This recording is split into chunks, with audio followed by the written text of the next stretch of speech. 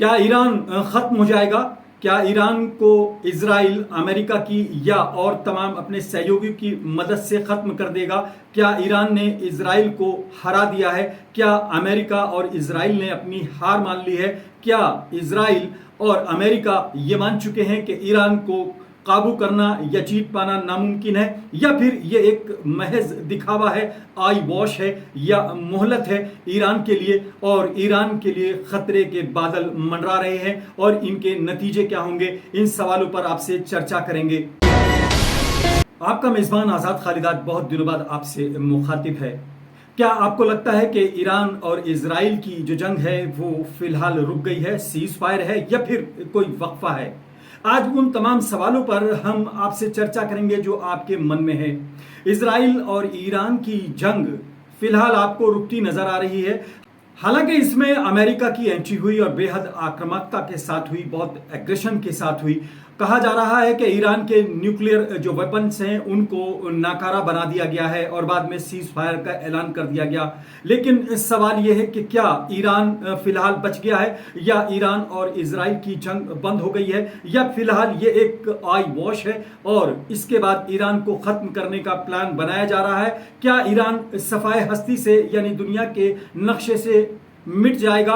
क्या ये तमाम चीजें जो आधुनिक युद्ध के तौर पर देखी जा रही हैं, या इसमें कोई किताबुल फितन या फिर आप सल्लल्लाहु अलैहि वसल्लम की हदीसों से भी इसका कोई राब्ता है, कोई ताल्लुक है? इन तमाम सवालों पर आज आपसे चर्चा करनी बेहद जरूरी है। हालांकि हमने इन तमाम चीजों पर अपनी पोस्ट में लगातार आपसे शेयर किया था कि फारस खत्म हो जाएगा, वाइलुल अरब की बात होगी, अरब की तबाही की बात होगी, और अमेरिका इसमें शामिल भी होगा और धोखे के साथ वापस भी होगा। 2 हफ्ते का टाइम लेने के बाद एकदम 2 दिन बाद हमला भी कर देगा। ये तमाम हमारी पोस्ट है, इन तमाम घटनाओं से पहले आप देख सकते हैं, सोशल मीडिया पर मौजूद हैं। आज हम आपसे उन तमाम सवालों पर चर्चा करने वाले हैं जो आपके मन में है। हालांकि कई दिन गुजर गए हैं, लगभग शांति आपको नजर आ रही है, लेकिन ये वो शांति है जो कि तूफान के आने से पहले की खामोशी के तौर पर लोग देख रहे हैं। आज बहुत से गंभीर सवाल हैं जो आपके मन में हैं, उन पर चर्चा करेंगे। आपसे रिक्वेस्ट है कि इस छोटे से चैनल को आप सब्सक्राइब कीजिए, हमारे साथ बने रहिए। गंभीर सवालों पर बात होगी।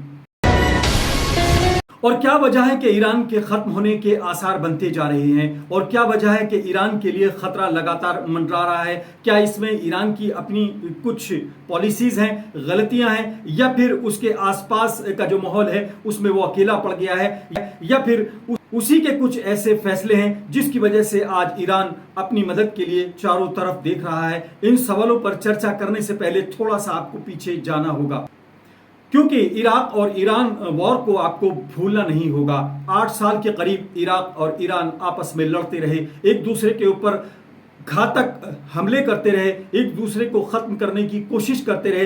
क्या इन दोनों देशों में कुछ समानताएं थी या दुश्मनी थी, या ये एक हो सकते थे, या इनका कोई कॉमन दुश्मन था या कोई कॉमन दोस्त था जिसकी वजह से आपस में लड़ते रहे? और सबसे गंभीर बात यह है कि ईरान ने क्या इजराइल से पहले मदद नहीं ली है? क्या इराक की लड़ाई में ईरान ने इजराइल से हथियार नहीं खरीदे हैं? क्या कॉन्ट्रा स्कैंडल आप भूल गए हैं? ये तमाम वो सवाल हैं जो कि बहुत गंभीर हैं, विस्तार से इन पर चर्चा करना जरूरी है। आपको समझना होगा कि आखिर आज क्या चल रहा है। और फिर सबसे बड़ी बात यह है कि किताबुल फितन है, आप सल्लल्लाहु अलैहि वसल्लम की सैकड़ों हजारों उसमें हदीसें हैं, और नईम बिन हम्माद की मुरत्तब की गई ये वो किताब है, ये वो मजमुआ है जिसमें तमाम टाइमलाइन एक तरह से उसमें बताई गई है। इन तमाम चीज़ों की स्टडी करना, इन तमाम चीज़ों पर चर्चा करना बेहद ज़रूरी है, और ये समझना कि वाइलुल अरब अगर आप सल्लल्लाहु अलैहि वसल्लम ने कहा है तो आखिर उसके क्या अंजाम होंगे, क्या नतीजे होंगे, क्या असबाब होंगे, और क्या वो टाइमलाइन है। आपका मेज़बान आज़ाद खालिद उन तमाम चीज़ों पर बात करने के लिए हाजिर है। आप कहीं जाइएगा नहीं, बहुत जल्द हाजिर हो रहा हूँ। जी हाँ, लगभग 12 दिन तक इजराइल और ईरान के बीच में जंग हुई, एक दूसरे के ऊपर घातक हथियारों से हमले किए गए, और इस बीच अमेरिका उसमें कूद गया, और अमेरिका ने अपने घातक जो हथियार थे उनके जरिए, और उसका B-32 कौन सा बॉम्बर है, उससे उसने बाकायदा दावा किया कि हमने ईरान के न्यूक्लियर जो वेपन है, जो उसका फोर्डा के अंदर एक प्लांट है, उसको हमने नाकारा बना दिया है। लेकिन बाद में जब ईरान ने बैकफुट पर जाने के बजाय अपने मिसाइलों से हमला करते हुए फ्रंट फुट पर बाकायदा हमला किया, इजराइल और अमेरिका को एक साथ निशाने पर लिया और कतर के अंदर अमेरिका के जो एयर बेसेस थे, उनके जो बेस थे, उन पर हमला किया, उसके बाद फौरन अमेरिका बैकफुट पर गया और सीज फायर का एक तरफा ऐलान कर दिया और ईरान ने उसको मान लिया, एकदम मान लिया। ये तमाम वो घटनाक्रम है जिसको अगर आप देखेंगे तो ऐसा लगेगा जैसे कि क्षणिक हो गया, मूवमेंट बहुत तेजी से हुआ और बहुत जल्दी खत्म हो गया। इस पर बहुत चर्चा की, बहुत गौर की जरूरत है। लोगों ने तालियां बजाई, लोगों ने शोर मचाया। एक तरफ वो लोग खड़े हो गए जो कि इजराइल के हामी थे, कहीं ना कहीं अंधभक्त थे, उनको लग रहा था कि ईरान मुस्लिम कंट्री है, उनकी मंशा पूरी हो रही थी, उनका खून बढ़ रहा था, वो उत्साहित थे। एक तरफ वो लोग थे जो कि ईरान को अपना हमदर्द मानकर उसके फेवर में बयानबाजी कर रहे थे और इजराइल को बाकायदा कहीं ना कहीं मलामत कर रहे थे, निशाने पर ले रहे थे और अमेरिका को एक तरह से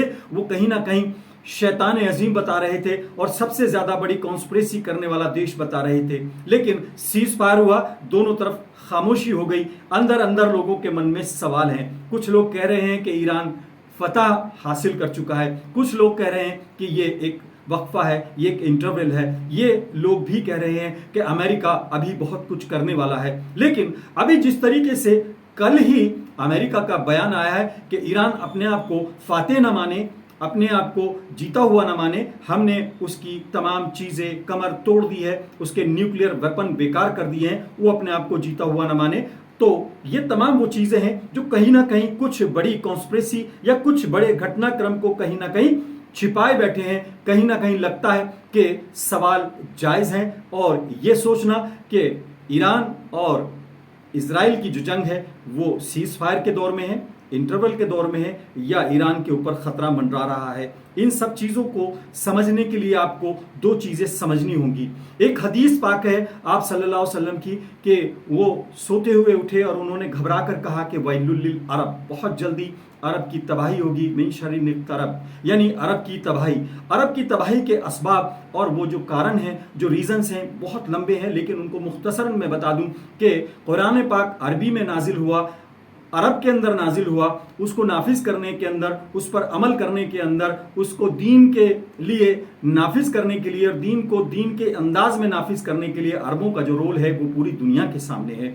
इस्लाम के नाम पर अरब के अंदर जो चीज़ें हो रही हैं, उसके बाद उनके रोल को और उनके तमाम जो कृत्य हैं उनको देखकर यकीनन लगता है कि वो सज़ा के मुस्तहिक हैं और अल्लाह बेहतर जानता है कि किसको क्या सज़ा देनी है, कैसी देनी है। लेकिन इस हदीस के मुताबिक अरबों को न सिर्फ सज़ा मिलनी है बल्कि वो दुनिया से सफ़ाए हस्ती से बहुत जल्दी सबसे पहले जाएंगे, लेकिन उससे पहले फ़ारस ख़त्म होगा। ये भी आसम की हदीस है, उसी किताबुल फित्न में आप इसको देख सकते हैं।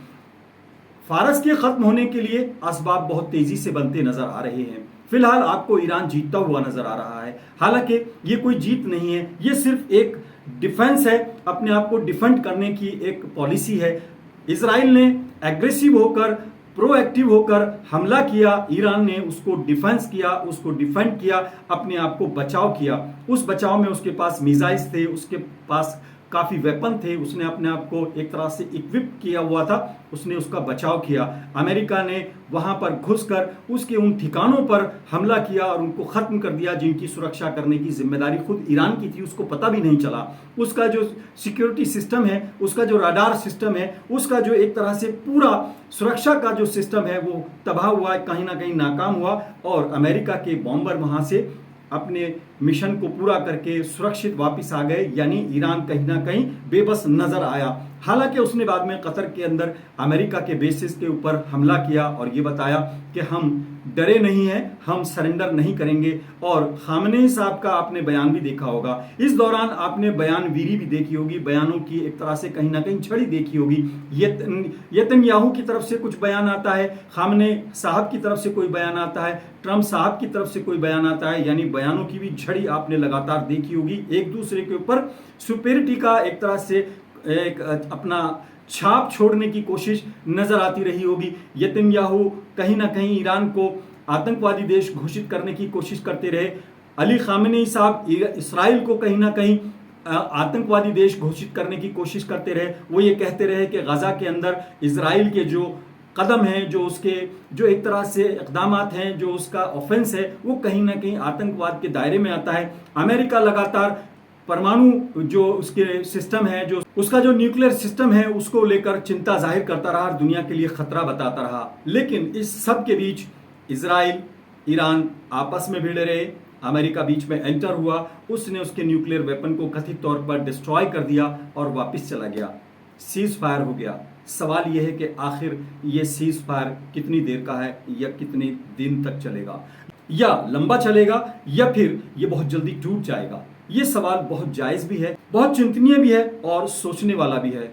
क्या ईरान को बेफिक्र हो जाना चाहिए, उसको अपनी ताकत पर मस्त हो जाना चाहिए, या इजराइल को लेकर उसको आंखें मूंद लेना चाहिए? ये सवाल लोगों के मन में है। यकीनन ईरान के लिए खतरा मंडरा रहा है। यकीनन ईरान कहीं ना कहीं खतरे में है। क्यों? क्योंकि उसने जो कुछ किया वो उसके सामने आ रहा है। आप कुछ दिन पहले की घटनाएं देखें, कोई 100-200 साल पुरानी नहीं, दशकों पुरानी है। सिर्फ इराक के साथ उसका 8 साल युद्ध हुआ। इराक को उसने खत्म किया, उसका न्यूक्लियर प्लांट इजराइल ने खत्म किया, ईरान खामोश रहा। ईरान बिल्कुल एक तरह से अपने पड़ोसी को खत्म होते देखता रहा। इराक के साथ उसने युद्ध किया और उस युद्ध के अंदर इजराइल से बाकायदा हथियार खरीदे। इराक को खत्म करने के लिए इसी ईरान ने उसी इजराइल से हथियार खरीदे जिससे आज वो लड़ने की बात कर रहा है। कॉन्ट्रा स्कैंडल आप गूगल कर लीजिएगा, आपको मिल जाएगा। कॉन्ट्रा स्कैंडल के अंदर बाकायदा ईरान का चेहरा एक्सपोज हुआ कि उसने इराक से युद्ध करने के लिए इजराइल से न सिर्फ वेपन खरीदे बल्कि मदद ली, और उसके बाद इराक को खत्म किया गया, उसकी 7 लाख फौज को डिस्ट्रॉय कर दिया गया।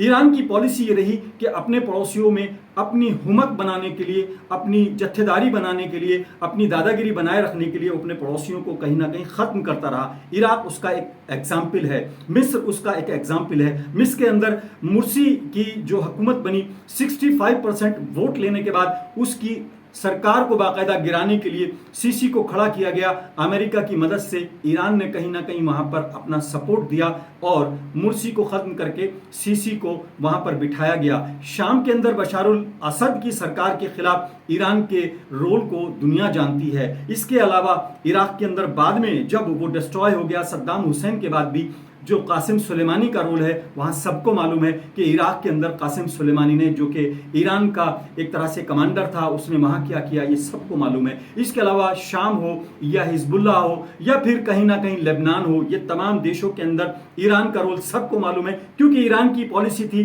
कि अपने आसपास, अपने अड़ोस पड़ोस में, चाहे वो कोई भी देश हो, मुस्लिम या हिंदू या क्रिश्चियन या ज्यूज नहीं, बल्कि उसका पड़ोसी इतना कमजोर होना चाहिए कि वो ईरान को सुपर पावर मानता रहे। और ईरान ने सबको डिस्ट्रॉय किया। इराक, मिस्र, ये तमाम जो जगहें हैं उसमें ईरान का रोल सबके सामने है। हाल ही के अंदर अफगानिस्तान के अंदर जब अमेरिका ने अफगानिस्तान के खिलाफ हेलमंद की लड़ाई लड़ी तो ईरान का रोल सबको मालूम है। ईरान ने बाकायदा अफगानिस्तान के खिलाफ अमेरिका की मदद की और वहां पर अमेरिका को सपोर्ट किया और अफगानिस्तान को नुकसान पहुंचाया। और ईरान ने बाकायदा अपनी जत्थेदारी बनाए रखने के लिए, अफगानिस्तान को कमज़ोर करने के लिए अपनी जो उसकी पॉलिसी है, ख़ास तौर से कथित तौर पर शिया सुन्नी वाली पॉलिसी को कहीं ना कहीं उसने उजागर किया और उस रोल को अदा किया। यानी ईरान आज अगर अकेला खड़ा होता है, क्योंकि आप सल्लल्लाहु अलैहि वसल्लम की हदीस से हम इनकार नहीं कर सकते, हमको उस पर पूरा यकीन है, फारस पहले खत्म होगा। ईरान अगर आज अकेला खड़ा होता है तो उसके लिए ईरान अपनी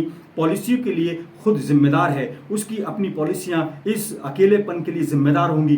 अगर ये लड़ाई ज्यूस वर्सेस मुस्लिम है तो फिर ईरान का साथ देना चाहिए, लेकिन बाकायदा इसको इजराइल वर्सेस अरब लड़ाई बनाया गया।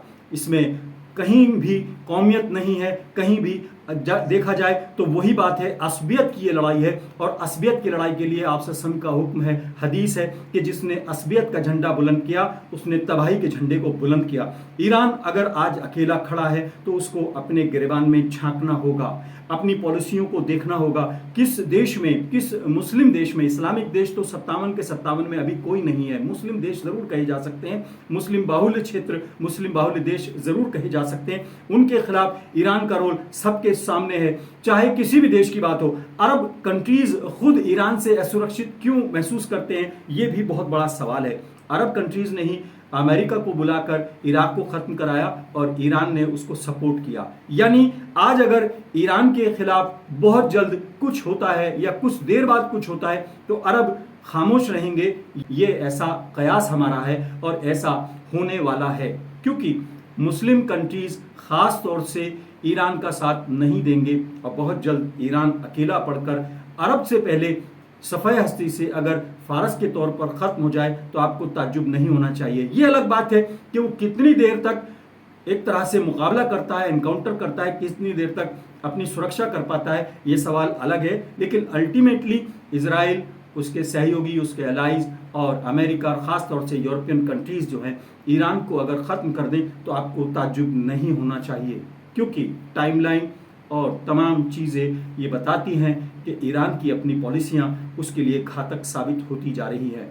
और इजराइल जो भी कुछ कर रहा है वो एक दिन का नतीजा नहीं है, ना एक दिन की प्लानिंग है। 26 अप्रैल 1909 रॉकशील्ड ने बाकायदा तेल अवीव के अंदर जाकर 60 जो बड़े ज्यूज फैमिलीज थी दुनिया भर की, उनको ले जाकर वहां पर लगभग 25,000 एकड़ जमीन खरीदी। रॉकशील्ड दुनिया का सबसे बड़ा वो मालदार था जिसने अपनी लग्जरी, अपनी आसाइश वाली, अपनी जो एक तरह से पॉश लाइफ थी उसको छोड़कर तेल अवीव रेगिस्तान में जाकर उस टीले पर जाकर आबादी बसाई, जिस टीले को कहा जाता है कि उसके नीचे पानी था। तेल अवीव में जाकर 25,000 एकड़ जगह खरीदी, उसके बाद 50,000 एकड़ जगह खरीदी। वो बेचने वाले, जगह को बेचने वाले कौन लोग थे, ये भी बड़ा सवाल है। और 1909 से लेकर 1948 तक बाकायदा इस फैमिली ने, इन तमाम लोगों ने इजराइल को न सिर्फ वहाँ पर इस्टेब्लिश किया, इब्रानी ज़बान को कहीं ना कहीं इस्टेब्लिश किया, वहाँ पर इंस्टीट्यूट्स कायम किए और बाकायदा 14 मई 1948 को इजराइल का ऐलान कर दिया गया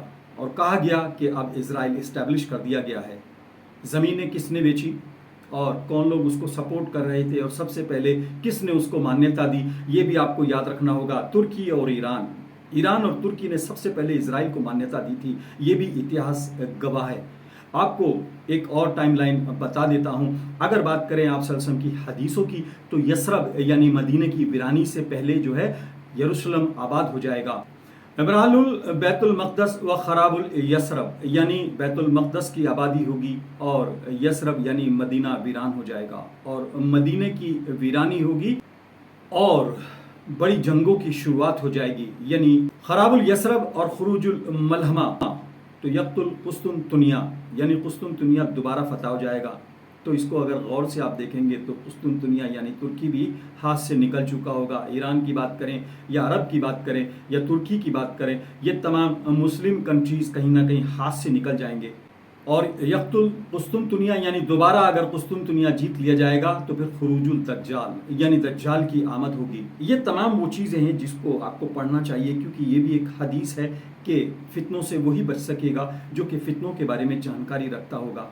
तो किताबुल फितन हो या फिर कुरान का मुताला हो या कुरान की तफसीर हो, ये आपको पढ़नी चाहिए, समझनी चाहिए और ये देखना चाहिए कि सब कुछ न्यू वर्ल्ड ऑर्डर के हिसाब से ही नहीं हो रहा है, बल्कि तमाम चीज़ें अहादीस के मुताबिक भी हो रही हैं। न्यू वर्ल्ड ऑर्डर यकीनन ग्रेटर इजराइल कायम करने का एक सिस्टम है, एक तरीका है और उसकी तरफ बढ़ते हुए कदम है। ग्रेटर इजराइल कायम करने के लिए जो इजराइल है वो अपने एक तरह से मंसूबों पर अमल कर रहा है, लेकिन आपको भी ये जानना होगा कि आखिर ये तमाम चीज़ें अचानक हो रही हैं या आपके पास इसका ज़ख़ीरा और इसकी जानकारी मौजूद है कि नहीं है। ईरान को लेकर आपकी चिंता जायज़ है, लेकिन ईरान का जो अंजाम है वो क्या होगा ये तो बेहतर ऊपर वाला ही जानता है। लेकिन फ़िलहाल जो चीज़ें नज़र आ रही हैं और जो चीज़ें एक तरह से समीकरण बन रहे हैं, जिस तरीके की इक्वेशंस बन रही हैं, उसमें ईरान के लिए कोई बहुत अच्छी खबरें नहीं आ रही हैं। फ़िलहाल आपको वो जीतता हुआ ज़रूर नज़र आ रहा होगा, लेकिन आने वाला समय उसके लिए बहुत हार्ड है, उसका इम्तहान है और उसके अपने कर्म और अपनी जो पॉलिसीज़ हैं, ख़ास तौर से वो पॉलिसीज़ जो कि दूसरे देशों के अंदर अस्थिर था और ख़ास तौर से वहाँ पर डिस्टर्बेंस करती रही हैं, उनका भी खमियाजा कहीं ना कहीं उसको अदा करना होगा। क्योंकि अल्लाह की एक सुन्नत है कि जब हिदायत आने के बाद कौमें लापरवाही करती हैं और हुक्म उदूली करती हैं और हुक्म की नाफरमानी करती हैं तो फिर कौमों को सज़ा मिलती है। कौम आद हो या फिर कौम समूद हो या फिर कोई भी कौम हो, उसका इंडिविजुअल फैसला नहीं होता है। तो तमाम चीज़ें, चाहे वैलुल अरब का मामला हो या फारस का मामला हो या फिर कोई और मामला हो, ये तमाम वो बातें हैं जो कि आपको भी कहीं ना कहीं पढ़नी चाहिए और समझनी चाहिए। और आपको ये भी समझना चाहिए कि जब फ़लस्तीन लिबरेशन ऑर्गेनाइजेशन बना तो वो कम्युनिस्ट, सेकुलर और लिबरल ऑर्गेनाइजेशन थी। उस ऑर्गेनाइजेशन में न सिर्फ क्रिश्चियन थे, न सिर्फ ज्यूज थे, बल्कि और भी तमाम लोग थे।